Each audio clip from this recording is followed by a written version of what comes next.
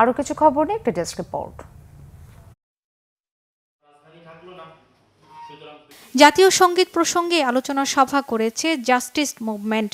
অনুষ্ঠানে প্রধান আলোচক হিসেবে ছিলেন বিশিষ্ট আলেম ও গবেষক আব্দুল্লাহ বিন আব্দুর রাজ্জাক।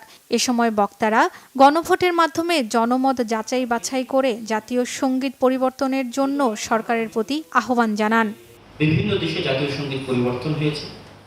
কোরবানির পশুর চামড়া ন্যায্য মূল্যে নির্ধারণের দাবিতে মতবিনিময় সভা হয়েছে ঢাকার রিপোর্টার্স ইউনিটি মিলনায়তনে।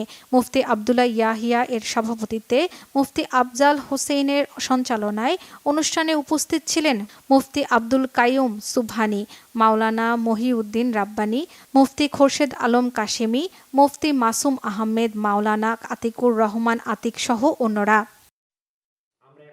সাবেক এক পুলিশ কনস্টেবলের বিরুদ্ধে জমি দখলের অভিযোগ করেছেন ভুক্তভোগীরা। রাজধানীতে ক্রাইমস রিপোর্টার্স অ্যাসোসিয়েশন মিলনায়তনে সংবাদ সম্মেলনে ১৪৯টি পরিবারের পক্ষ থেকে বলা হয়, আবাসনের ব্যবসার আড়ালে জালিয়াতি করে জমি দখল করা হয়েছে। এ সময় ভুক্তভোগীরা অভিযুক্তের বিরুদ্ধে ব্যবস্থা নেওয়ার দাবি জানান। Banglavision news desk.